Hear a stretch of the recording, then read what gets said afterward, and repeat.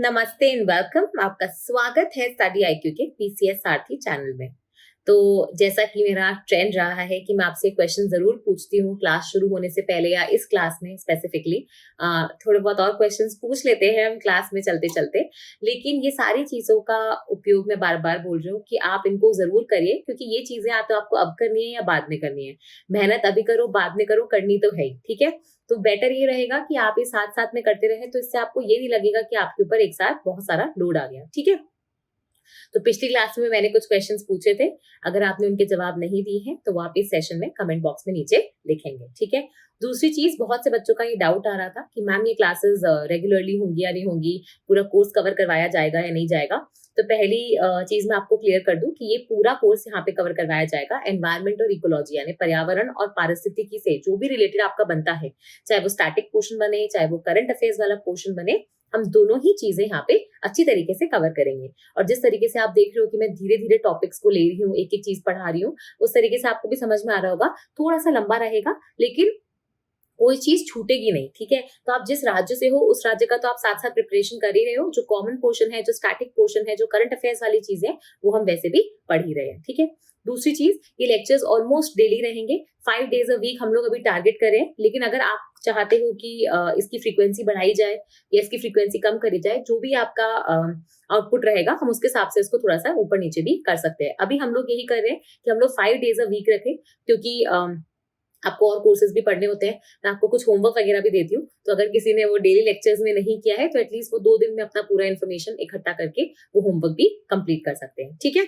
और तीसरी चीज ये है कि हम लोग ये जो कोर्स है ये इंग्लिश में रख रहे हैं, हिंदी और इंग्लिश में, ताकि सबकी सुविधा के लिए रहे।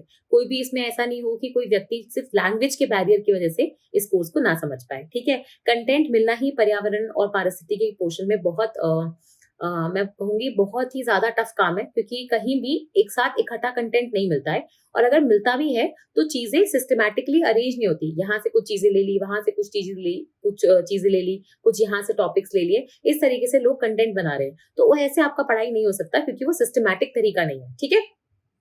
तो ये तो हो गया, जो आपके कुछ डाउट्स आए थे कमेंट्स में वो हमने यहाँ पे एड्रेस करने की कोशिश करी है। अब आज की क्लास का क्वेश्चन, ओके, एमपीपीएससी और यूपीपीएससी दोनों में ही स्पेसिफिकली एक बार क्वेश्चन पूछा गया था, किसी स्पीशीज का नाम दिया गया था और उसके आगे उनसे स्पेसिफिक क्वेश्चन पूछा गया था। अब यहाँ पे क्या होता है, अगर आप एप्पल ट्री लिखते, मैंगो ट्री लिखते या ऐसा कुछ लिखते तो आप समझ पाते, लेकिन ये जो नाम लिखा गया था वो था साइंटिफिक नाम, ठीक है। याद है बहुत बचपन में तो नहीं बोलूंगी अब मैं, लेकिन बहुत पहले जब हम मतलब 6, 7, 8, 9, 10, 11, 12 अगर किसी ने आगे भी लिया हो बायोलॉजी, तो आपको पता होगा कि साइंटिफिक नेम हम चीजों के याद करते थे। जैसे मैंगो ट्री को अगर हम देखेंगे तो हम बोलते हैं मैग्नीफेरा इंडिका, ठीक है। नीम को हम लोग बोलते हैं आजादीराचा इंडिका, ठीक है। वैसे ही आप देखोगे कि अपना जो इसका पेड़ होता है खेजड़ी का, ठीक है, जो आपको राजस्थान में बहुत ज्यादा कॉमनली मिल जाएगा, उसको हम बोलते हैं प्रोसोपिस सिनेरेरिया, ठीक है। वैसे आप देखोगे अपना जो कोकोनट का पेड़ होता है उसको हम बोलते हैं कोकस म्यूसिफेरा, ठीक है। तो ऐसे ही आप देखोगे एनिमल स्पीशीज भी होती है। जैसे आप देखोगे टाइगर को क्या बोलते हैं हम लोग, लेपर्ड को, फिर आपका जैसे पैंथेरा, लियो, ठीक है, लियो पर्सिका। तो पैंथेरा तो आपका टाइगर वाला वो हो जाएगा, जैसे पैंथेरा टाइग्रिस तो आपका टाइगर का हो गया साइंटिफिक नेम, ठीक है।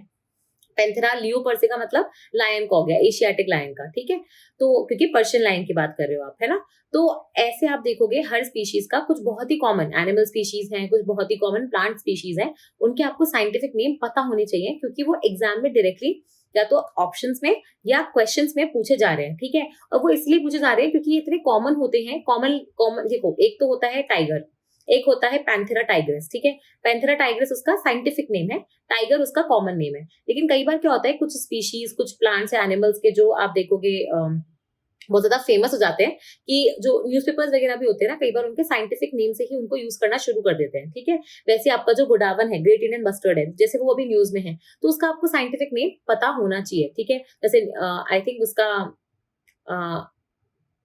आई थिंक सो उसका होता है नियोडिस्ट आर्टसिप्स, ऐसा कुछ करके है उसका, ठीक है। तो मैं वही बता रही हूँ कि बहुत जो फेमस अभी चल रहे हैं ना, वो आपको पता होनी चाहिए, ठीक है। इसका कोई स्पेलिंग नहीं पता हो तो एटलीस्ट रफ एक आइडिया होना चाहिए कि अच्छा इसको, जैसे मुझे गोडावन का एग्जैक्टली स्पेलिंग से याद नहीं आ रहा है इस वक्त, ठीक है।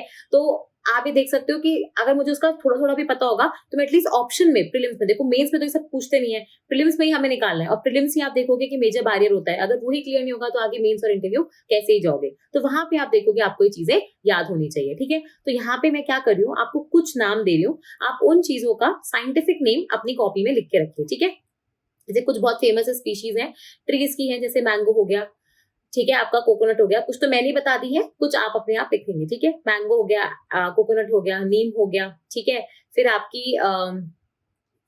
वाटर हाइसिंथ हो गया, लैंटना कैमरा हो गया, ठीक है। कुछ वीड स्पीशीज अनवांटेड प्लांट्स भी हैं इसके अंदर, तो उतना वो मत लेना, लेकिन यहाँ पे लिखते चले जाओ, ठीक है। वैसे टोमेटो हो गया, है ना, पटेटो हो गया। इसके अलावा एनिमल्स में आपको एक तो हो गया आपका टाइगर, ठीक है, एक हो गया लायन, एक हो गया स्नो लेपर्ड, एक हो गया क्लाउडेड लेपर्ड, एक हो गया लेपर्ड, ठीक है। इसके अलावा अब चीता भी आएगा। अच्छा, चीता का तो आपको पता ही होना चाहिए अभी, क्योंकि हमने चीता को रीइंट्रोड्यूस भी करा है इंडिया में, और आपको पता ही है कि कितनी मशक्कतों के बाद चीता रीइंट्रोडक्शन प्रोजेक्ट वापस आप देखोगे हरकत में आया था, तो ये आपको पता होना चाहिए, ठीक है। चीता अभी बहुत ज्यादा न्यूज में था, इसको आप इग्नोर नहीं कर सकते। फिर एलिफेंट, ठीक है, राइनोसेरोस, ग्रेट इंडियन बस्टर्ड, हाँ ग्रेट इंडियन बस्टर्ड हो जाएगा। वल्चर की एक बार स्पीशीज, मतलब मैं स्पेसिफिक नहीं बोल रही कि रेड वल्चर या व्हाइट हेडेड वल्चर है, ऐसे कुछ, बस वल्चर का एक आपको पता होना चाहिए कि भाई इसके आगे अगर ये लिखा है तो ये साइंटिफिक नेम वल्चर का होता है, ठीक है। फिर इसके अलावा और कौन सी फेमस स्पीशीज हैं इंडिया में, हाँ एक ये वाली आपके जो सेंगाई डियर्स होते हैं वो एक बार जरूर देख लेना, ठीक है। तो ये ऊपर ऊपर से जो मुझे नाम याद आ रहे हैं, मैंने उनका आपको बोला है लिखने के लिए, तो ये कम से कम आई थिंक 15-20 नेम्स हो गए, तो एक बार ये देख लो, ठीक है, क्योंकि ये बहुत ज्यादा न्यूज में रहते हैं, कहीं ना कहीं पूछे जा चुके हैं, तो हम रिस्क क्यों लें, रिस्क नहीं लेना हमें एग्जाम के साथ, हमें एग्जाम क्लियर करना है, ठीक है।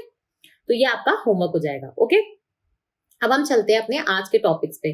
देखो आज है ना हम क्या करेंगे, एक तो कुछ टर्म्स के बारे में समझेंगे, जैसे एक होता है इकोलॉजिकल नीश, ठीक है, तो पारिस्थितिकी नीश क्या होता है, ठीक है, इसके बारे में समझेंगे। फिर एक हैबिटेट क्या होता है, किसी का घरौंदा क्या होता है, उसके बारे में समझेंगे। फिर आज हम एक नया कॉन्सेप्ट समझेंगे फूड चेन का और फूड वेब का, यानी खाद्य श्रृंखला और खाद्य जाल, ठीक है, इन दोनों के बारे में आज हम समझेंगे। तो आइए अब हम शुरू करते हैं। इसके पहले जिसने पिछली क्लास के आंसर्स नहीं लिखे हैं उनसे ये रिक्वेस्ट है कि प्लीज थोड़ा सा पिछली क्लास के जो भी क्वेश्चंस थे उनके आंसर्स, जरूरी नहीं है कि आपको कमेंट बॉक्स में लिखना है, लिखोगे तो अच्छा है, सबकी जानकारी मिलेगी, सबको जानकारी मिलेगी, नहीं भी लिखा तो भी आप ट्राई करना कि एटलीस्ट अपनी कॉपी में तो लिख ही लो, ठीक है। सबसे पहले हम शुरू करते हैं इकोलॉजिकल नीश से। तो ये इकोलॉजिकल नीश क्या होता है, देखो सीधी सीधी बात ये है, ठीक है, उसके पहले हम समझेंगे एक कॉन्सेप्ट जिसको हम बोलते हैं ट्रॉफिक लेवल, ठीक है। ट्रॉफिकल लेवल हो गया, ट्रॉफिक लेवल हो गया, कि क्या होता है, बेसिकली क्या होता है कि अगर आप ये देखोगे जैसे घास फूस है, अब कितनी प्रकार, चाहे लेमन ग्रास हो, चाहे खसखस घास हो, कोई भी ग्रास हो, ठीक है, ये ग्रास हो गई। सपोज करो यहाँ पे मैंने डियर हो गया, जिराफ हो गया, है ना, आपका सांबर हो गया, चीतल हो गया, ठीक है, चीता नहीं चीतल, जो आपका वैरायटी होती है बेसिकली डियर वाली, एंटीलियर या जिनके हॉर्न्स होते हैं, तो वो वाली स्पीशीज हो गई, ठीक है। वैसे ही आप देखोगे एक लायंस आ गए यहाँ पे, आपका टाइगर आ गया, है ना, चीता आ गया, ये सब यहाँ पे आ गए, ठीक है। तो आप यहाँ पे कुछ कॉमन चीज ऑब्जर्व कर पा रहे हो कि नीचे जो है ये सारे पेड़ पत्ती ग्रास मैंने एक जगह लिखे हैं, ठीक है, एक लाइन में लिए हैं। फिर दूसरी लाइन में मैंने क्या लिया है, जितने भी घास फूस पत्ती वगैरह खाने वाले जो एनिमल्स होते हैं वो, और तीसरी लाइन में मैंने क्या लिए हैं, जो बेसिकली घास फूस नहीं खाते, जो दूसरे एनिमल्स को खाते हैं, ठीक है। तो जब मैं ऐसे तरीके से अरेंज करती हूँ, ठीक है, कि मैं एक लाइन में उन्हीं लोगों को लगा रही हूँ जिनके खाने पीने की हैबिट्स या एक जैसे दिखते हैं और एक जैसे पर्यावरण में रहते हैं और खाने पीने की हैबिट सेम है, ठीक है। तो मतलब जनरली पर्यावरण का इससे कोई लेना देना नहीं है, बट आप जो खाने की हैबिट्स है, ठीक है, अगर वो सेम है तो मैं आपको एक लाइन में रखूंगी। तो इसको हम लोग क्या बोलते हैं, ट्रॉफिक लेवल, क्या बोलते हैं, ट्रॉफिक लेवल, ठीक है। तो सारी घास पत्तियां पेड़ एक लेवल पे आ गए, आपके ये डियर चीतल सांभर, ठीक है, जिराफ वगैरह एक लेवल पे आ गए, फिर आपका जो लायन टाइगर लेपर्ड्स वगैरह एक लेवल पे आ गए, ठीक है। तो ये जो होता है इसको हम बोलेंगे 3 अलग अलग ट्रॉफिक लेवल्स हैं। पहले लेवल पे ये है, दूसरे लेवल पे ये है, और तीसरे लेवल पे अपने जो टाइगर्स वगैरह थे वो आ जाएंगे, ठीक है। अब आप ये देखो कि ये तो मैंने अरेंजमेंट कर दिया एक ट्रॉफिक लेवल्स में, ठीक है। अब एक कॉन्सेप्ट ऑफ इकोलॉजिकल नीश क्या होता है, देखो पॉइंट ये है कि मैंने ये बोला कि सपोज करो इस लेवल पे, है ना, आपका डियर भी है और आपकी गोट भी है, ठीक है। दोनों अलग अलग स्पीशीज हैं, लेकिन दोनों का ट्रॉफिक लेवल सेम है, ठीक है। लेकिन आप ये देखो कि दोनों का, देखो अगर मैं ये बोलती हूँ कि इसका जो फिजिकल एड्रेस है ये है, ये सपोज करो कि मैं दिल्ली के मालवीय नगर की बात कर रही हूँ, तो ये मालवीय नगर की ए स्ट्रीट में रहते हैं, ये बी स्ट्रीट में रहते हैं, ये सी स्ट्रीट में रहते हैं, इसको ऐसे समझो। तो तीनों का फिजिकल एड्रेस तो सेम, ये डियर और गोट का फिजिकल एड्रेस तो सेम है कि भाई दोनों मालवीय नगर जो दिल्ली की कॉलोनी है वहां पे बी स्ट्रीट में रहते हैं, ठीक है। लेकिन जो इनका फंक्शन है वो अलग अलग है, ठीक है। डियर जिस तरीके से इंटरैक्ट करता है बाकी स्पीशीज से वो अलग है, गोट जिस तरीके से इंटरैक्ट करती है बाकी स्पीशीज से वो अलग है, मतलब इनके फंक्शंस अलग है। समझ में आ रहा है? तो इकोलॉजिकल नीश जो होता है ना, उसमें दोनों चीजें आती है। उसमें ये भी आता है कि आपका फिजिकल एड्रेस क्या है, और इसमें ये भी आता है कि आपका फंक्शनल एड्रेस क्या है, ठीक है। तो आप ये देखोगे किसी स्पीशीज का हो सकता है कि फिजिकल एड्रेस सेम हो, लेकिन फंक्शनल एड्रेस कभी सेम नहीं होता। इसलिए कहीं ना कहीं आप बोलते हो कि इकोलॉजिकल नीश जो होता है ना, किसी एक स्पीशीज का दूसरी स्पीशीज का सेम नहीं हो सकता, ठीक है। मतलब हर स्पीशीज का अलग अलग होता है, ठीक है। इवन तो आप ये बोल सकते हो कि सपोज करो आपने एक पेड़ बनाया, ठीक है। इस पेड़ पे बहुत सारी चिड़िया बैठी है, कोई चिड़िया यहाँ बैठी है, कोई चिड़िया यहाँ बैठी है, कोई चिड़िया यहाँ बैठी है, ठीक है। अगर फिजिकल एड्रेस देखोगे तीनों का तो सेम है कि भाई वो पेड़ पे बैठे हैं, लेकिन फंक्शंस हो सकता है उनके अलग अलग हो। ये रात में खाना खाती है, ये दिन में खाना खा रही है, ठीक है, या नीचे की पत्तियों को खा रही है, ये ऊपर की पत्तियों को खा रही है, तो फंक्शन इनका डिफरेंट है, ठीक है। तो इसलिए आप देखोगे कि जो इकोलॉजिकल नीश है इन दो चिड़ियाओं का वो सेम नहीं है। तो इकोलॉजिकल जो नीश होता है ना, वो उसमें फंक्शनल और उसमें फिजिकल दोनों एड्रेसेस आते हैं किसी भी स्पीशीज के, ठीक है। तो ये तो हो गया इकोलॉजिकल नीश। अब एक कॉन्सेप्ट ऑफ हैबिटेट क्या होता है कि जहां पर आपका घरौंदा बनाते हो आप, हैबिटेट क्या होता है? बेसिकली जहां मैं रह रही हूँ, ठीक है, उसके आसपास मुझे पता है कि मैं रह क्यों रही हूँ, क्योंकि मुझे कोई ना कोई रिसोर्सेज मिल रहे हैं जीने के लिए, खाने के लिए, पीने के लिए, रहने के लिए, सर्वाइव करने के लिए, रिप्रोड्यूस करने के लिए, ठीक है, ऑफस्प्रिंग्स बनाने के लिए। तो बेसिकली जो मेरा फिजिकल जगह है ना, ठीक है, वो ही मेरा हैबिटेट है। इसमें मैं फंक्शंस नहीं देख रही हूँ, इसमें मैं ये देख रही हूँ कि क्या फिजिकल मेरे पास कोई फिजिकल एनवायरनमेंट है जहां पे मैं रह रही हूँ ना, उस फिजिकल एनवायरनमेंट को मैं अपना घरौंदा या फिर हैबिटेट बोलती हूँ, ठीक है। ये एनवायरनमेंट से काफी डिफरेंस होता है, ये इकोलॉजिकल नीश से डिफरेंट होता है। क्यों होता है? क्योंकि इकोलॉजिकल नीश में आपका फंक्शनल एड्रेस भी आता है, ठीक है। समझ में आ गया? अब भूलेंगे तो नहीं ना। तो हो सकता है कि तीन चिड़िया जो एक ही पेड़ पे रह रही हैं उनका हैबिटेट सेम है क्योंकि वो उस पेड़ पे ही रह रही है, लेकिन उनका इकोलॉजिकल नीश डिफरेंट होगा, ठीक है। अब जब आपको ट्रॉफिक लेवल समझ गया, आपको इकोलॉजिकल नीश समझ गया और आपको हैबिटेट समझ गया, अब हम समझेंगे दो इंपॉर्टेंट कॉन्सेप्ट। एक है फूड चेन का जिसको हम लोग खाद्य श्रृंखला बोलते हैं, और एक है आपका फूड वेब जिसको हम लोग खाद्य जाल बोलते हैं, ठीक है। अब एक खाद्य श्रृंखला और खाद्य जाल है क्या? देखो फूड चेन जो होता है वो क्या होता है, नाम से समझ में आना चाहिए, फूड की चेन, ठीक है। चेन मतलब क्या होगा? ऐसे कुछ, मतलब किसी दो चीजों को कनेक्ट कर रही होगी, पर चेन तो ऐसा थोड़ी कि दो कोई करेगी, तीन चार चीजों को भी कनेक्ट कर सकती है। और काई चीज की चेन है ये किस चीज की चेन है? ये है फूड की चेन, ठीक है, ये है खाने की चेन। तो इसका मतलब है कि जो जहां पे है वो किसको खाता है और कौन उसको खाता है, मतलब किसी को खाने की और खुद के खाए जाने की जो चेन है उसको हम लोग क्या बोलते हैं? फूड चेन, ठीक है। मतलब एक तरीके का सीक्वेंस है जहाँ पे एक ऑर्गेनिज्म दूसरे को, ठीक है, या तो खा रहा है या उसको मतलब या फिर खुद खाया जा रहा है किसी और ऑर्गेनिज्म के द्वारा, ठीक है। अब खाने से क्या तात्पर्य है यहाँ पे? भैया खाना खाओगे तो ही तो एनर्जी मिलेगी, ठीक है, खाना खाओगे तो ही न्यूट्रिएंट्स होंगे, जो न्यूट्रिशन होगा वो एक जगह से दूसरी जगह ट्रैवल करेगा। तो सीक्वेंस तो खाने का है, लेकिन जैसे जैसे खाना खा रहे हो आप वैसे वैसे आपका जो न्यूट्रिशन और एनर्जी है वो एक बॉडी से दूसरी बॉडी, वो एक ऑर्गेनिज्म से दूसरे ऑर्गेनिज्म की तरफ शिफ्ट हो रही है, ठीक है। अब ये जो हमने बनाया है ना एक एक लेवल, यहाँ पे इसको हम लोग क्या बोलेंगे? Trophic level. सपोज करो यहाँ पे ग्रास है यानी घास फूस है, घास फूस को किसने खाया? डियर ने खाया। डियर को किसने खाया? लायन ने खाया, ठीक है। तो ये मेरी फूड चेन यहीं खत्म हो गई, खत्म हो गई नहीं हो गई? ये मेरी फूड चेन यहीं पे खत्म हो गई, ठीक है। तो इस फूड चेन में कितने ट्रॉफिक लेवल हुए? 3 लेवल हुए, करेक्ट है ना। पहले घास फूस वाला, दूसरा डियर वाला, तीसरा लायन वाला। डियर ने घास को खाया, लायन ने डियर को खाया, ठीक है। ये हो गई एक तरीके की फूड चेन, ठीक है। वैसे अगर आप पानी में देखोगे तो पानी में क्या हो जाएगा? आपके प्लैंक्टॉन्स आ जाएंगे।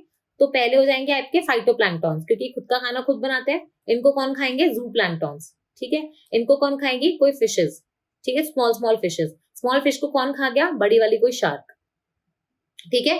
तो इसका मतलब ये पहला लेवल, ये दूसरा लेवल, ये तीसरा लेवल और ये चौथा लेवल। तो इसमें 4 लेवल्स हो गए आपके, 4 ट्रॉफिक लेवल्स हो गए आपकी फूड चेन में, ठीक है। और ऐसे ऑर्गेनिजम्स जो है एक दूसरे से रिलेटेड है, क्या जैसे वो खुद को या तो खुद खाना खा रहे हैं या खुद आप देखोगे किसी का खाना बन रहे हैं। तो ये तो हो गई आपकी फूड चेन, ठीक है। तो फूड चेन में अगर मैं बात करूं सीक्वेंस की, ठीक है, तो याद रखना जनरली मैंने आपको क्या बोला था पिछली क्लास में भी, 90% से ज्यादा, इनफैक्ट आप 95 भी बोलोगे तो गलत नहीं है, 90% से ज्यादा जो हमारे अर्थ में एनर्जी आ रही है वो कहां से आ रही थी, याद है मैंने आपको बताया था, सोलर एनर्जी से, इंसुलेशन से।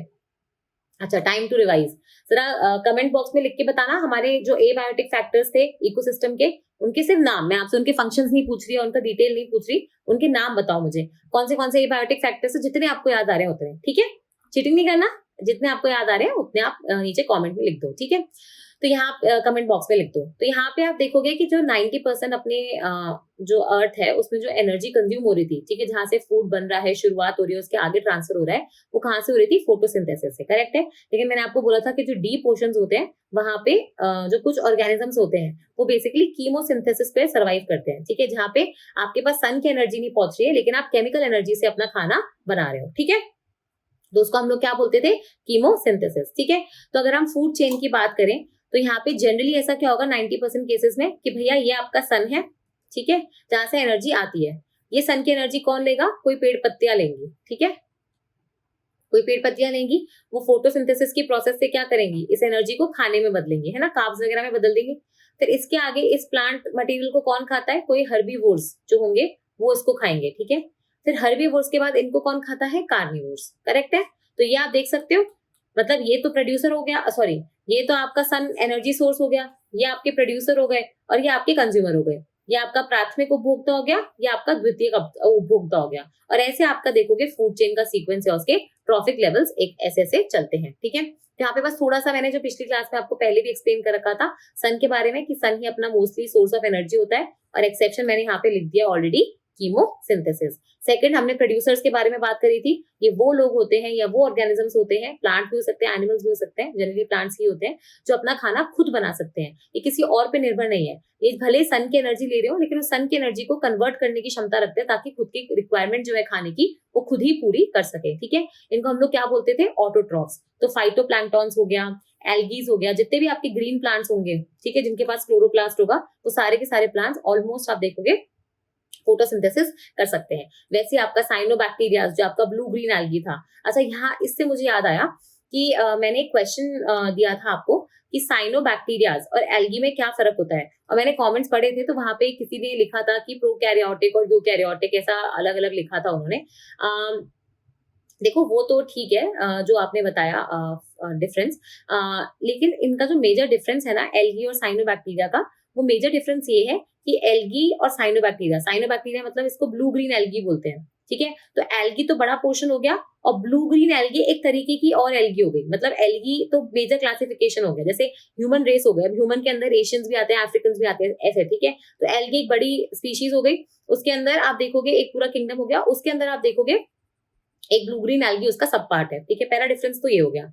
दूसरा ये है कि एल्गी और ब्लू ग्रीन एल्गी, क्योंकि आप देखोगे ये हरे कलर की होती है ना एल्गी, ठीक है, तो वो खुद का खाना खुद बना सकते हैं, दोनों ही आप देखोगे फोटोसिंथेसिस करके खाना बना सकते हैं। लेकिन एल्गी और ब्लू ग्रीन एल्गी में फर्क ये है कि ब्लू ग्रीन एल्गी एक और चीज कर सकती है जिसको हम बोलते हैं नाइट्रोजन फिक्सेशन। सारी एल्गीज नाइट्रोजन फिक्सेशन नहीं करती, मतलब एटमॉस्फेयर से N2 को लेके उसको अमोनिया वगैरह में नहीं बदल सकती। क्यों बदलना होता है, नाइट्रोजन फिक्सेशन क्यों करना होता है, ये आपने ज्योग्राफी में भी पढ़ा होगा कि नाइट्रोजन फिक्सेशन से ही प्लांट्स, देखो प्लांट्स जो होते हैं देखो ऐसे उग रहे हैं, ठीक है। अगर आप अपने एटमॉस्फेयर की बात करो, धरती में अगर आप अपने हवा की बात करो, तो हवा में हम बोलते हैं 71% नाइट्रोजन, मतलब 71% उसमें नाइट्रोजन है, या सॉरी 79%, 69 जो होता है उतना नहीं, 79 हो गया ना, हाँ। तो 79 आप देखोगे प्रतिशत उसमें नाइट्रोजन है और 21% उसमें ऑक्सीजन है, करेक्ट है। लेकिन फिर भी आप देखोगे हमारे प्लांट्स को हमें उगाने के लिए, हमारी क्रॉप्स को उगाने के लिए हमें अलग से फर्टिलाइजर डालने की जरूरत क्यों पड़ती है, क्योंकि नाइट्रोजन आप देखोगे हमारी मिट्टी में कम है। अब ये तो आप सोच रहे होगे कि मैम ये तो गड़बड़ हो गई, आप एक तरफ बोल रहे हो कि हमारी हवा में सिर्फ ऑक्सीजन तो इतना छोटू सा ही है, बाकी 80% के आसपास तो हमारी नाइट्रोजन है, तो फिर भी आप देखोगे प्लांट्स को नाइट्रोजन की कमी क्यों है, क्योंकि प्लांट्स जो है ना वो नाइट्रोजन को या तो अमोनिया के फॉर्म में या फिर आप नाइट्राइट्स या नाइट्रेट्स के फॉर्म में लेते हैं, NO2 माइनस या NO3 माइनस, ठीक है, नाइट्राइट, नाइट्रेट और अमोनियम, ठीक है। तो इन तीनों फॉर्म में ही ले सकते हैं, वो भी मिट्टी से, ठीक है, अपने रूट्स के द्वारा। तो हवा में चाहे कितना भी नाइट्रोजन हो, प्लांट को नाइट्रोजन इसी फॉर्म में चाहिए मिट्टी से, ठीक है। तो इसीलिए आप देखोगे कि हमारे यहाँ पे नाइट्रोजन की जनरली कमी है, ठीक है। तो कुछ अब ये आप कैसे पूरक करोगे, या तो आप जैसे अमोनियम फॉस्फेट ऐसा कोई फर्टिलाइजर हो गया, ठीक है, डायमोनियम फॉस्फेट हो गया, तो ऐसे करके या तो आप फर्टिलाइजर डाल दो जिनमें आप डायरेक्टली अमोनियम या नाइट्राइट या नाइट्रेट मिट्टी में मिला दोगे, और वो फिर आप देखोगे प्लांट्स अपनी रूट्स के थ्रू ऊपर खींच लेंगे, ठीक है। या फिर कुछ आप देखोगे बैक्टीरियाज होते हैं, एल्गी होती है जिसको हम लोग साइनोबैक्टीरिया या फिर ब्लू ग्रीन एल्गी बोलते हैं। ये जो होती है ना, ये बेसिकली कुछ स्पेशल मैकेनिज्म करके जो हवा में बैठा हुआ नाइट्रोजन है ना, उसको इस रूप में बदल देती है, ठीक है, जिससे प्लांट्स उसको ले पाए। समझ में आ रहा है आपको? तो इस प्रोसेस को हम लोग क्या बोलते हैं, बायोलॉजिकल नाइट्रोजन फिक्सेशन, ठीक है। नाइट्रोजन फिक्सेट करना मतलब क्या होता है, उसका स्वरूप बदलना, उसको अमोनियम नाइट्राइट या नाइट्रेट में बदलना, ठीक है। और जब ये काम कोई लिविंग बैक्टीरिया, कोई लिविंग ऑर्गेनिज्म करता है तो उसको हम बोलते हैं बायोलॉजिकल नाइट्रोजन फिक्सेशन। यही काम अगर आप लैब में करते हो, ठीक है, एक हेबर्स प्रोसेस होती है जिसमें आप नाइट्रोजन को हाइड्रोजन के साथ मिलाते हो ताकि आप अमोनिया बना सको, ठीक है। तो ये लैब में हो रहा है इसलिए इसको केमिकल नाइट्रोजन फिक्सेशन बोलते हैं या इंडस्ट्रियल नाइट्रोजन फिक्सेशन बोलते हैं। समझ में आ रहा है? तो ये अलग अलग तरीके होते हैं नाइट्रोजन को फिक्सेट करने के। तो आपके एल्गी और ब्लू ग्रीन जो आपकी एल्गी है उसमें फर्क यही है कि दोनों फोटोसिंथेसिस तो करती हैं, लेकिन ब्लू ग्रीन एल्गी एक और फंक्शन कर सकती है, वो है आपका नाइट्रोजन फिक्सेशन, ठीक है। तो उम्मीद कर रही हूँ कि हम सारे कॉन्सेप्ट्स को एकदम अच्छे से समझ के चल रहे हैं, ठीक है। तो ये तो चलो एक चीज थी, क्योंकि हमने यहाँ पे साइनोबैक्टीरिया के बारे में डिस्कशन किया तो मैंने यहाँ पे बता दिया जो मैंने क्वेश्चन पहली क्लास में आपसे पूछा था, ठीक है। अब हम बात किसके बारे में कर रहे थे, खाद्य श्रृंखला के बारे में। तो उसमें हम ऑटोट्रॉफ्स पे थे, ठीक है। तो चाहे एल्गी हो चाहे ब्लू ग्रीन एल्गी हो, दोनों भी ऑटोट्रॉफ्स के अंदर आते हैं, ठीक है। तो अगर मैं फूड चेन की बात करूं तो जनरली हम फूड चेन क्या होता है, हम सन को इंक्लूड नहीं करते क्योंकि हम मान के चलते हैं वो तो एनर्जी का स्रोत है, ठीक है। लेकिन खाना एक्चुअली में बनना कहाँ से शुरू हो रहा है, यहाँ से, ऑटोट्रॉफ से। तो ऑटोट्रॉफ हमारा फर्स्ट स्टेज होता है हमारे फूड चेन का, ठीक है, जहां पे आप देखोगे हरी पत्तियां, घास फूस, ग्रीन प्लांट्स ये सब आते हैं, ठीक है। तो और ये सन की एनर्जी को यूज करके अपना खाना बनाते हैं। फिर इसका जो सेकंड स्टेज होगा ना, उसमें आते हैं आपके कंज्यूमर्स। अब कंज्यूमर में भी, उपभोक्ता में भी हमने 3 वैरायटी पढ़ी थी, प्राथमिक, द्वितीय, तृतीय कैसे करके। तो सबसे पहले कौन से आएंगे, प्राइमरी। फिर प्राइमरी को कौन खाता है ऊपर, सेकेंडरी। तो ये आपकी ये सेकंड स्टेज हो गई। थर्ड स्टेज में आपके कौन आ जाएंगे, सेकेंडरी यानी द्वितीयक उपभोक्ता। और फिर फोर्थ स्टेज में आपके टर्शरी उपभोक्ता यानी तृतीयक उपभोक्ता, ठीक है। तो पहले हो गए प्रोड्यूसर्स, सेकंड में आपके प्राइमरी कंज्यूमर। अब प्राइमरी कंज्यूमर कौन से हो जाएंगे, वो लोग जो घास पत्ती खाते हैं यानी आपके हर्बीवोर्स, ठीक है। तो ये हो जाएंगे आपके कंज्यूमर्स जो बेसिकली दूसरे ऑर्गेनिजम्स को खा रहे हैं, चाहे प्लांट्स को खा रहे हैं चाहे एनिमल्स को खा रहे हैं। तो प्राइमरी कंज्यूमर्स यानी प्राथमिक कौन से हो गए, हर्बीवोर्स, और सेकेंडरी द्वितीय यानी हो गए आपके कार्निवोर्स, ठीक है। तो ये हो गए आपके कंज्यूमर्स। और लास्ट जो आपके आते हैं बेसिकली वो आते हैं आपके डिकम्पोजर्स। भाई आप सबने खाना खिलाना सब कुछ खा लिया, ठीक है, एंड में क्या होता है, सबको यहाँ से जाना है, सबको पृथ्वी से जाना है, करेक्ट है। तो क्या सबकी किसी की डेथ होती है, तो आपको पता है कि जैसे एक तो होता है कि आपने बॉडी को बर्न कर दिया एशेज में। कई बार आपको पता है ना कि आपने सुना होगा, जैसे हमारे यहाँ पे पारसी कम्युनिटी है, उनके साइलेंट टावर्स हुआ करते हैं, ठीक है, जहाँ पे वो लोग क्या करते हैं, जैसे हिंदू अगर आप रिलीजन फॉलो करते हो तो उसके अंदर वो लोग बॉडीज को मतलब जला देते हैं ना, बर्न करते हैं। अगर आप इस्लाम कम्युनिटी से हो तो आपको पता है कि वहां पे क्या होता है कि आप उसको बैरी करते हो, है ना। वैसे ही आप देखोगे जो पारसी कम्युनिटी होती है, वो जब किसी की मृत्यु हो जाती है, किसी की डेथ हो जाती है, उसके बाद वो जो साइलेंट टावर्स होते हैं आपके, वहां पे बेसिकली डेड बॉडी को छोड़ देते हैं, ठीक है, क्योंकि वो ये मान के चलते हैं कि जो बॉडी डेड हो गई है वो पोल्यूटेड है, ठीक है। तो उसको बेसिकली आपको अलग से एनवायरमेंट को प्रदूषित नहीं करना है। आप अगर उसको क्रीमेट करोगे या बर्न भी करोगे तो इस तरीके से आप है ना एनवायरमेंट को पोल्यूट कर रहे हो। तो कहीं ना कहीं सेक्लूड रख के उसको वो लोग नेचर पे छोड़ देते हैं डिकम्पोज होने के लिए, ठीक है। और यहाँ पे फिर वल्चर्स वगैरह जो होती हैं आपकी, जो डिकम्पोज करती है किसी भी बॉडी को, स्कैवेंजर्स की तरह काम करती है, वो फिर आप देखोगे इस मतलब डेड मटेरियल पे फीड करते हैं, ठीक है। तो एक आपके और जो कंपोनेंट होता है आपके फूड चेन का, वो होता है आपके डिकम्पोजर्स, ठीक है। ये डिकम्पोजर्स हमने पहले भी पढ़ा था, मैंने आपको डिट्राइटिवोर्स भी बताया था, और मैंने आपको बोला था कि ये वो ऑर्गेनिजम्स होते हैं जिनको जो अपनी एनर्जी होती है वो डेड जो प्लांट्स या फिर एनिमल वेस्ट होता है या मटेरियल होता है, ठीक है, वहां से बेसिकली अपनी एनर्जी डिराइव करते हैं, ठीक है। ये फाइनली एंड में क्या करेंगे कि जो भी न्यूट्रिएंट्स किसी बॉडी में पड़े हुए हैं वो उस बॉडी को पूरा प्रॉपर्ली डिकम्पोज करके उन न्यूट्रिएंट्स को, ठीक है, वापस से एनवायरमेंट में रिलीज करते हैं ताकि वो रिफर्बिश हो सके, रिसाइकिल हो सके किसी और बॉडी के अंदर, ठीक है। इस ऐसे तरीके से आप देखोगे आपकी जो न्यूट्रिएंट की पूरी लाइफ साइकिल है ना वो कंप्लीट होती है। नहीं तो क्या होगा, सिर्फ न्यूट्रिएंट यहाँ से यहाँ तक खाते जाओगे, वापस कैसे जाएगा न्यूट्रिएंट, न्यूट्रिएंट बस घूम रहे हैं, ठीक है। और यहीं से आपका कॉन्सेप्ट आएगा अगली बार जब हम क्लासेस में पढ़ेंगे, वो होगा बायो जियो केमिकल साइकिल्स का, ठीक है। तो ये हम आगे पढ़ेंगे, लेकिन अभी के लिए इतना पता होना चाहिए कि फूड चेन में डिकम्पोजर्स भी हैं, ठीक है। अब क्योंकि हम खाद्य श्रृंखला की बात कर रहे हैं, तो आपको पता होना चाहिए कि खाद्य श्रृंखला 2 टाइप की होती है। एक होती है ग्रेजिंग फूड चेन, ठीक है, जो आमतौर पर मैंने आपको बताया था कि घास को डियर ने खाया, डियर को लायन ने खाया, ये वाली। और एक होती है आपकी डेट्राइटस फूड चेन, ठीक है, ये वो डिकम्पोजर्स वाली, जिसमें है ना आप शुरू कहाँ से कर रहे हो, अभी फूड चेन शुरू कहाँ से हो रही है, किसी डेड एनिमल या प्लांट मटेरियल से शुरू हो रही है, उस पे आप देखोगे ये डिकम्पोजर्स काम करेंगे, ठीक है। उसके बाद इन जो छोटे छोटे कीड़े मकोड़े अर्थ फॉर्म से डिकम्पोजर्स होते हैं, इनको कोई और खाएगा, फिर इन जो होता है इनको कोई और खाएगा। तो एक ऐसी तो फूड चेन हो गई जो भैया शुरू कहाँ से हो रही है, डेड प्लांट से, एनिमल से। और ग्रेजिंग फूड चेन वो सन वाली, जो सन की एनर्जी से आप देखोगे घास फूस वगैरह अब खाना बनाएंगे, फिर घास फूस के बाद डियर आ जाएगा, डियर के बाद लायन आ जाएगा, ठीक है। तो इसीलिए आप देखोगे 2 अलग अलग तरीके की अपनी खाद्य श्रृंखलाएं होती है, एक होती है ग्रेजिंग फूड चेन और एक होती है आपकी डेट्राइटस फूड चेन, ठीक है। तो ग्रेजिंग फूड चेन में क्या हो जाएगा, जो जिसमें आप देखोगे आपके जो ग्रीन प्लांट्स होते हैं, है ना, आपके जो ऑटोट्रॉफ्स होते हैं, जो ग्रीन प्लांट्स वगैरह होते हैं, ये वहां से शुरू होती है, उसके बाद हर्बीवोर्स, कार्निवोर्स ऐसे जाती है, ठीक है। और एक और चीज याद रखना ग्रेजिंग फूड चेन के बारे में, ये मोस्टली आपको कहाँ देखने को मिलेगी, मोस्टली जो एक्टिव देखने को मिलेगी ये पानी में देखने को मिलेगी, ठीक है। पानी में जैसे आपके फाइटोप्लैंक्टॉन्स, फिर जू प्लैंक्टॉन्स, फिर स्मॉल फिशेस, फिर बड़ी बड़ी शार्क्स, ऐसे करके जा रही है ना ये फूड चेन। तो ये आपकी ग्रेजिंग फूड चेन ही है, और ये वाटर में बहुत ज्यादा आपको एक्टिव मिलेगी, ठीक है। ऑब्वियसली मतलब होगी तो दोनों जगह पे भी, टेरेस्ट्रियल में भी होगी क्योंकि घास को आप देखोगे डियर और डियर को लायन खाते हैं, और ये एक्वेटिक इकोसिस्टम में भी होगी जैसा मैंने आपको बता दिया। लेकिन आपको मोस्टली ये एक्टिव कहाँ पे मिलेगी, एक्वेटिक इकोसिस्टम में। अब मोस्टली एक्टिव क्यों बोला मैंने, क्योंकि देखो ये सब रिलेटिव है, ऐसा नहीं है कि ग्रेजिंग फूड चेन सिर्फ और सिर्फ पानी में, नहीं, ये दोनों जगह है, लैंड पे भी है, वाटर पे भी है। लेकिन ऐसा है कि लैंड पे ना आपकी जो डिकम्पोजिशन है वाली साइकिल है, जो डेट्राइटिस वाली फूड चेन है, वो ज्यादा एक्टिव होती है, पानी में कम होती है, ठीक है। ये चीज हमें पता होनी चाहिए। तो उसके कंपैरिजन में मैं बात कर रही हूँ कि भाई जो डेट्राइटिस फूड चेन है उसके कंपैरिजन में आपकी ग्रेजिंग फूड चेन कहाँ ज्यादा एक्टिव है, और कहाँ आप देखोगे आपकी डेट्राइटिस फूड चेन जो है वो ज्यादा एक्टिव है, ठीक है। समझ में आ रहा है। तो ग्रेजिंग फूड चेन का देख लो, यहाँ पे हमने फूड चेन भी बना रखी है कि प्लांट से शुरू हुआ, फिर उसको छोटे से कीड़े मकोड़े किसी कैटरपिलर ने खाया, फिर आप लिजर्ड खा गए, लिजर्ड को स्नेक खा गया, ठीक है। स्नेक के ऊपर पीकॉक भी बना सकते हो, ऐसे करके आप देखोगे आप इसमें लेवल्स बढ़ा सकते हो, ठीक है। लेकिन मैं आगे जाके आपको एक रूल बताऊंगी, इनफैक्ट अभी बता दूंगी, वो होता है 10% रूल, या जिसको हम लोग बोलते हैं लिंडमैन रूल। ये अपनी कॉपी में आपके पास होना चाहिए, ठीक है। इसको हम लोग क्या बोलते हैं, 10% रूल या फिर लिंडमैन रूल। बेसिकली जो लिंडमैन रूल है वो ये कहता है कि जो अगर आप एक लेवल से दूसरे लेवल जा रहे हो, ये क्या है, एक एक ट्रॉफिक लेवल्स है, ये ट्रॉफिक लेवल 1 हो गया, ये 2 हो गया, ये 3 हो गया, ये 4 हो गया, और पीकॉक 5 हो गया, ठीक है।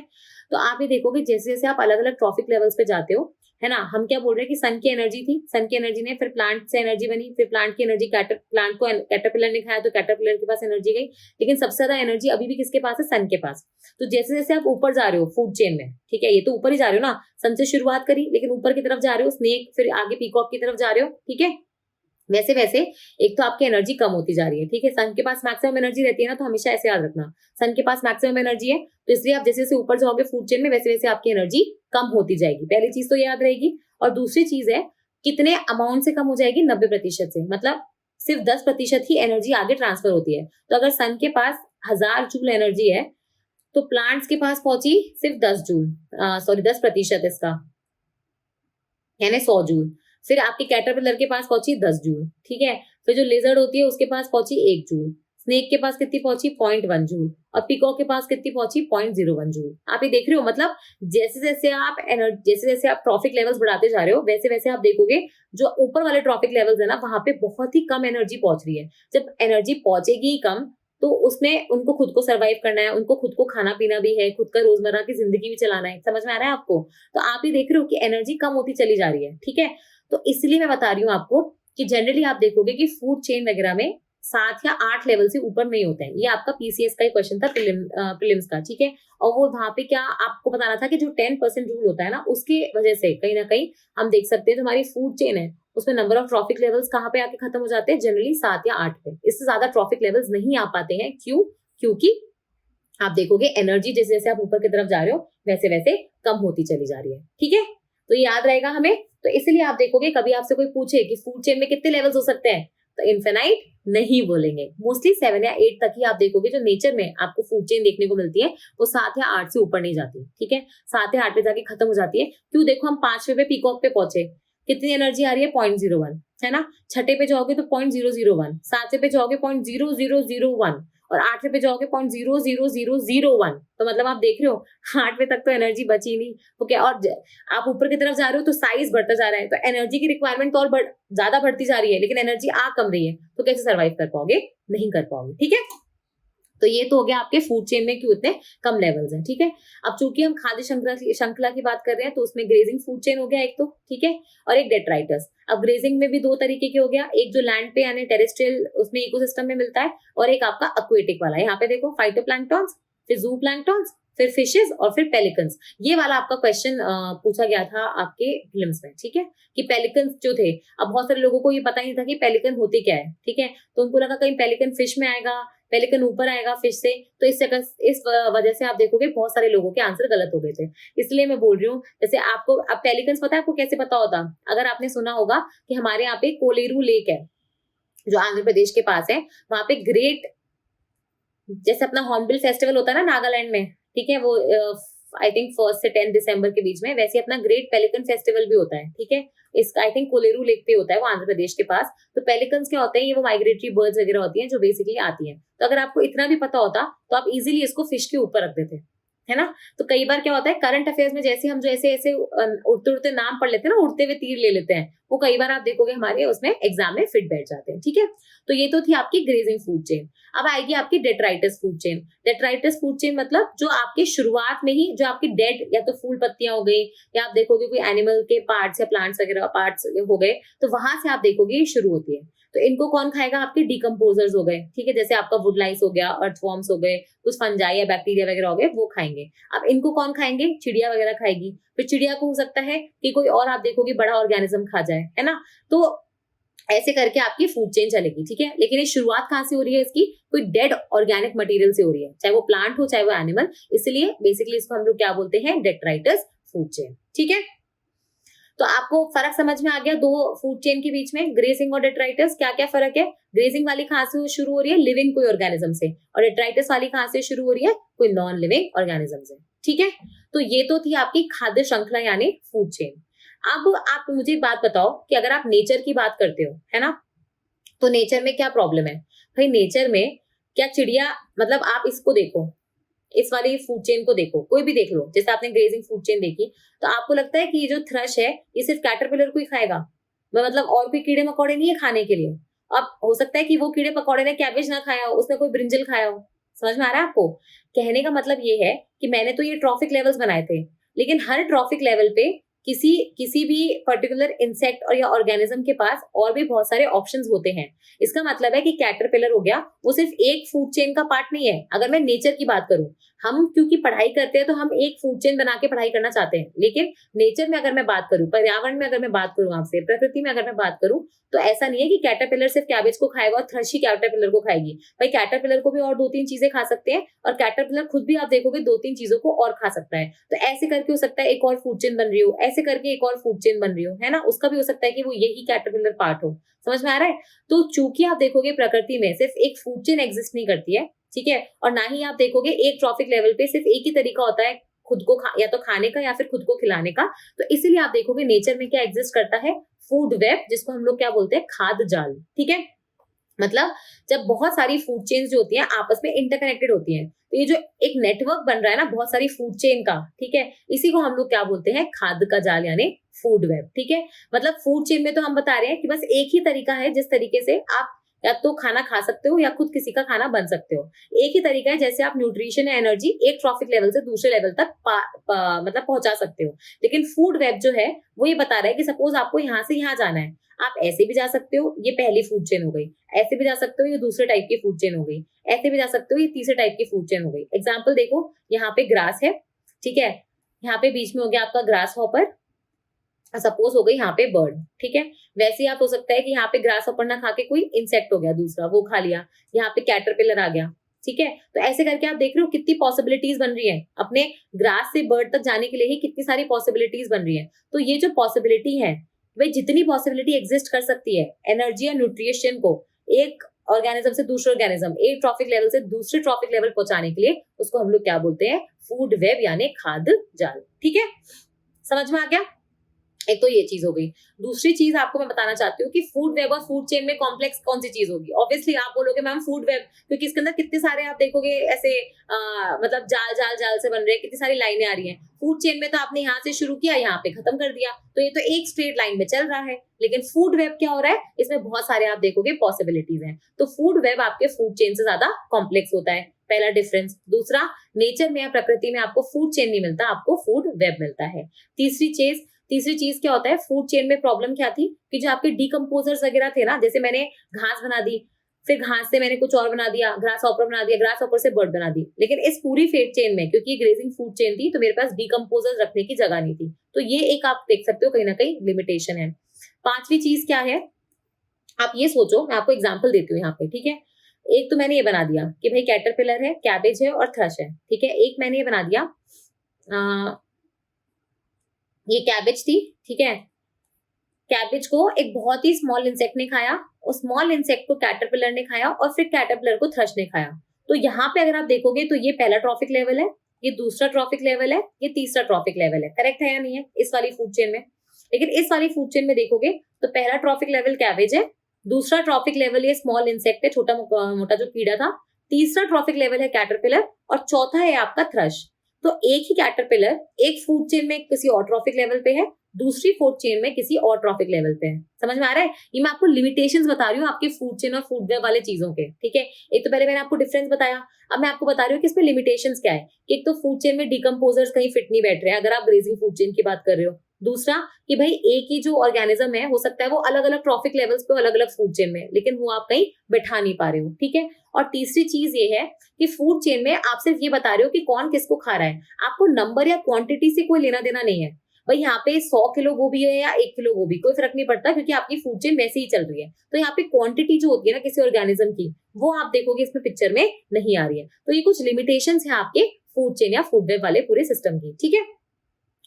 फिर मैंने आपको फूड चेन और फूड वेब में क्या बताया, एक ज्यादा कॉम्प्लेक्स है, नेचर में कौन सा मिलता है। और हमेशा याद रखना कि जितनी ज्यादा कॉम्प्लेक्सिटी होगी उतनी ज्यादा आप देखोगे फूड वेब जो होगी ना, मतलब प्रकृति जो होगी उतनी ज्यादा अच्छी होगी, उतना ज्यादा फूड वेब अच्छा होगा, उतनी ज्यादा आपकी पॉसिबिलिटी है सर्वाइव करने की, ठीक है।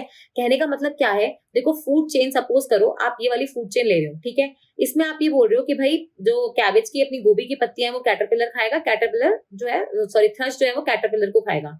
अब आप ये सोचो कि किसी भी कारणवश अगर कैटरपिलर कहीं से विलुप्त हो जाए, एक्सटिंक्ट हो जाए, ठीक है, नहीं रहे, तो ये तो थ्रश अपने आप पर जाएगा। क्योंकि आप अगर सिर्फ बोल रहे हो कि एक ही फूड चेन एग्जिस्ट करती, ठीक है ना, तो इसमें क्या होता कि थ्रश कैटरपिलर को खाता, कैटरपिलर कैबेज को खाता। अगर कैटरपिलर है ही नहीं तो थ्रश तो मर जाएगा, है ना। लेकिन हम चूंकि बोल रहे हैं कि नेचर में फूड वेब एग्जिस्ट करता है, तो थ्रश के पास और भी 2-3 चीजें हैं खाने के लिए। तो जितना ज्यादा कॉम्प्लेक्स सिस्टम होगा, मतलब उतनी ज्यादा ये तारे निकल रही है, उतनी ज्यादा आप देखोगे पॉसिबिलिटीज है किसी को खाने की या खुद को खिलाने की। तो इसलिए आप देखोगे उतना ज्यादा आपकी प्रोबेबिलिटी है सरवाइव करने की। अगर कोई चेंजेस आ भी गए, कुछ क्लाइमेट चेंज हो गया, कुछ और कारणवश अगर कैटरपिलर चला भी गया, तो थ्रश क्या करेगा, कोई और स्मॉल इंसेक्ट खा के भी अपना काम चला पाएगा। ऐसा नहीं है कि स्पीशीज पूरी की पूरी विलुप्त हो जाएगी। समझ में आ रहा है? तो इसका मतलब हमेशा कोई ना कोई आपके पास ऑल्टरनेटिव रहेगा। जितना कॉम्प्लेक्स अगर फूड वेब रहेगा, जितना कॉम्प्लेक्स आपका खाद्य का जाल रहेगा, उतना आपके पास किसी भी ट्रॉफिक लेवल पे ऑर्गेनिजम्स के पास ऑप्शंस रहेंगे खाने के भी और खुद को खिलवाने के भी, ठीक है। ये देखो फूड वेब देखो, जैसे ये पत्तियां हो गई, अब इन पत्तियों को फ्रॉग भी खा रहा है, बटरफ्लाई भी खा रहा है, डियर भी खा रही है और रैट भी खा रहा है, ठीक है। फिर रैट को आप देखो 2-3 जगह एरो जा रहे हैं, फिर इसको देखो वापस 2-3 जगह एरो जा रहे हैं। तो ऐसे आप देखोगे आपके नेचर में फूड वेब एग्जिस्ट करता है या खाद्य जाल एग्जिस्ट करता है, ठीक है। समझ में आया? तो आज का जो सेशन था वो थोड़ा सा इजी सा था, लेकिन अगर हमें ये समझ में नहीं आई ना बेसिक चीजें फूड चेन फूड वेब वाली, तो आगे हमें कॉन्सेप्ट पढ़ेंगे नेक्स्ट क्लास में पिरामिड्स का, ठीक है। वो भी हमें समझ में नहीं आएगा। और फिर एक और टर्म होता है जो आपसे इंटरव्यू में बहुत ज्यादा पूछा जाता है, बायो मैग्निफिकेशन, यूट्रोफिकेशन, फिर बायो अक्यूमुलेशन। तो ये सब चीजें भी आपको समझ में नहीं आएंगी, ठीक है। तो फूड चेन और फूड वेब आप समझो ऐसा बेसिक है जिसके ऊपर बाकी चीजें आपकी बिल्ट हो रही है, ठीक है। तो इसी के साथ, इसी होप के साथ हम ये वाला जो लेक्चर है यहाँ पे खत्म करेंगे। फिर से मिलेंगे, तब तक के लिए धन्यवाद।